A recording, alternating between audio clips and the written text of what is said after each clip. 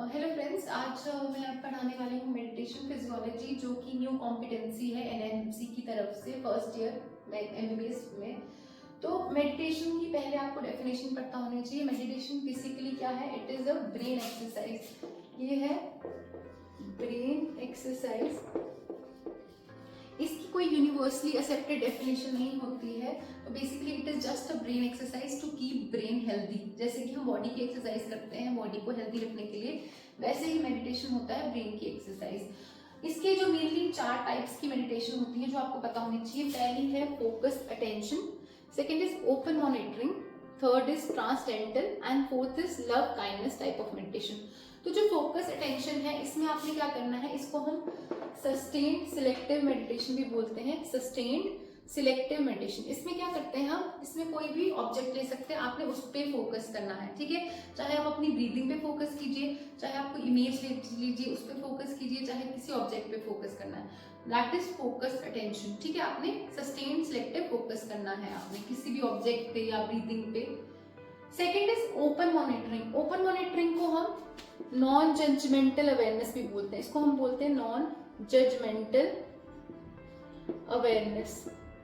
इसमें क्या करते हैं आपने, इसमें जो ओपन मॉनिटरिंग टेक्निक है, इसमें क्या करना है, इसमें आपने थॉट्स को आने देना है दिमाग में, क्योंकि देखो थॉट्स का ही खेल है। थॉट्स को तो आपने आने देना है, बट जब थॉट आएगा आपने उसको जज नहीं करना है कि क्या ये बैड थॉट है या गुड थॉट है। ठीक है, थॉट्स को आने दीजिए, यू डोंट हैव टू जज। हाँ, आपने जज नहीं करना है कि अच्छा थॉट है या बुरा थॉट है। तीसरा आ जाता है ट्रांसडेंटल मेडिटेशन। इसमें आपने थॉट्स को नहीं आने देना है। ट्रांसडेंटल में आपने थॉट्स को ब्रेन में नहीं आने देना है। ये हो गया ट्रांसडेंटल। लास्ट है लव काइंडनेस टाइप। इसमें है आपने पॉजिटिव थॉट्स को प्रमोट करना है और नेगेटिविटी को भगाना है। There should be love and compassion towards yourself and towards other. तो ये प्रमोट करता है लव एंड काइंडनेस। तो ये 4 टाइप की मेडिटेशन होगी, इसके बारे में आपको पता होना चाहिए। फिर जो इंपॉर्टेंट चीज है, physiological benefits of meditation. Meditation के क्या फिजियोलॉजिकल बेनिफिट्स हैं, तो इसको हम शॉर्ट टर्म इफेक्ट्स और लॉन्ग टर्म इफेक्ट्स में डिवाइड करते हैं। तो शॉर्ट टर्म जो इफेक्ट्स है वो हमने बेसिकली देखने हैं ईईजी वेव्स पे। जो हमारी ईईजी वेव्स होती हैं उसमें देखा गया है कि डेल्टा वेव्स को कम करता है, increase alpha waves, increase gamma waves, increase beta waves and increase theta waves.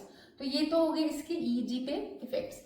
अब जो लॉन्ग टर्म इफेक्ट्स है, इसमें आपको ये याद रखना है, लॉन्ग टर्म इफेक्ट्स है इंटीग्रेटेड इफेक्ट। इंटीग्रेटेड मतलब इसमें हमारी बॉडी की सारी फिजियोलॉजी काम कर रही है। चाहे आप ऑटोनॉमिक नर्वस सिस्टम देखें, एंडोक्राइन सिस्टम देखें, मेटाबॉलिज्म देखें, सीएनएस देखें, सीवीएस, तो इट इज ऑल इंटीग्रेटेड। ये सब मिलके ही काम कर रहा है, तभी ये लॉन्ग टर्म इफेक्ट्स आएंगे।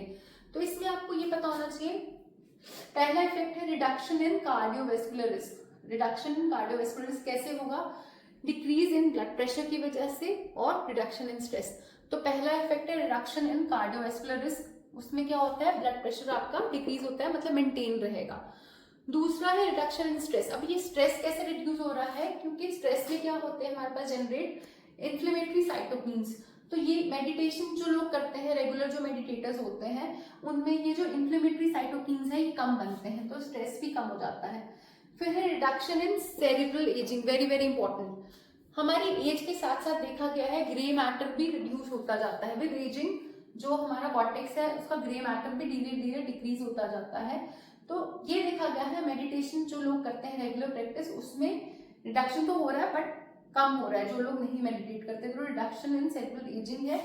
इसका क्या है, बेसिकली जो सेलुलर लेवल पे है telomere shortening.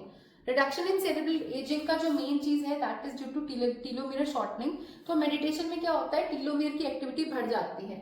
Meditation increases telomere activity. फिर देखा गया है बिहेवियरल इफेक्ट्स। ये देखा गया है जो लोग मेडिटेट करते हैं उनमें सपोज अगर कोई टबैको स्मोकर है, टबैको ले रहा है, तो उसमें there is cessation of tobacco. तो ये बिहेवियर पे भी बहुत इंपॉर्टेंट रोल प्ले करता है। सिसेशन ऑफ टबैको स्मोकिंग देखा गया हुआ है। फिर है पॉजिटिव इफेक्ट्स ऑन सीएनएस। हमारा जो सेंट्रल नर्वस सिस्टम है उस पर इसके पॉजिटिव इफेक्ट्स होते हैं। कैसे इंक्रीज करता है, कॉग्निटिव टास्क को इंक्रीज करता है। ठीक है, कॉग्निटिव टास्क को इंक्रीज करता है और स्लीप की क्वालिटी को भी इंप्रूव करता है। स्लीप की क्वालिटी को इंक्रीज करता है। और ये देखा गया है काफी सारे एरियाज हैं जो हमारे सीएनएस के, जैसे प्री फ्रंटल कॉर्टेक्स हो गया, सिंगुलेट गायरस हो गया, उनमें भी ये पॉजिटिव इफेक्ट्स प्रोड्यूस करता है। तो ये पॉजिटिव इफेक्ट ऑफ सीएनएस। अब ये देखिए हमारा जो मेडिटेशन है, मेडिटेशन में बेसिकली हो क्या रहा है, डिक्रीज लिम्बिक अराउजल। तो लिम्बिक सिस्टम जो है हमें पता है इमोशंस के साथ रिलेटेड है। तो बेसिकली मेडिटेशन में क्या होता है, आपका सिंपैथेटिक जो सिस्टम है उसका काम कम हो जाता है और पैरासिम्पैथेटिक सिस्टम का काम बढ़ जाता है।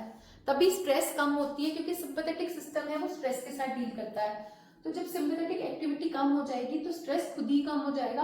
पैरासिम्पैथेटिक सबको पता है, पैरासिम्पैथेटिक इज रेस्ट, तो रेस्टिंग स्टेट को प्रमोट करेगा और स्ट्रेस को दूर करेगा।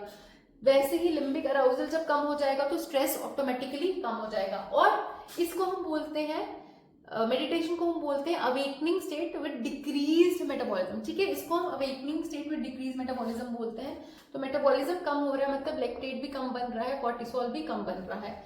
और इसका एक जो बहुत इंपॉर्टेंट फैक्ट देखा गया है हमने, जो लोग लॉन्ग टर्म मेडिटेटर्स हैं उनमें देखा गया है साइकोसोमैटिक जो डिसऑर्डर्स हैं, साइकोसोमैटिक डिसऑर्डर्स होते हैं जो जिनके लिए ट्रिगर होता है इमोशनल स्टिमुलस या एंजाइटी, जैसे कि एस्थमा हो गया, आपका गाउट हो गया, रूमेटिज्म हो गया। तो ये देखा गया है इसमें, इन लोगों में इनका जो बहुत सारी इंप्रूवमेंट है, there are lots of improvement in these people जिनको साइकोसोमैटिक डिसऑर्डर्स है। फिर ये भी देखा गया है कि जो लोग रेगुलर प्रैक्टिस करते हैं मेडिटेशन, उनकी ओपीडी रेट भी कम है, डिक्लाइन है, even IPD rate is also less. तो एस्थमा, गाउट, रूमेटिज्म जितने भी साइकोसोमैटिक डिसऑर्डर हैं, ओपीडी एडमिशंस कम है, आईपीडी एडमिशंस भी कम हो रहे। तो ओवरऑल ये हमारी सारे सिस्टम को हेल्प कर रहा है। तो ये मेडिटेशन के जो भी लॉन्ग टर्म इफेक्ट्स होते हैं ये सारे इंटीग्रेटेड है, मतलब हमारी बॉडी के सारे सिस्टम, ऑटोनॉमिक सिस्टम, चाहे एंडोक्राइन सिस्टम ले लो आप, चाहे आप मेटाबॉलिक सिस्टम ले लो, सीएनएस सीरियस ले लो, ये सारे मिलके हेल्प करते हैं to produce a healthy brain. तो in all this is the meditation physiological effects of meditation. Thank you.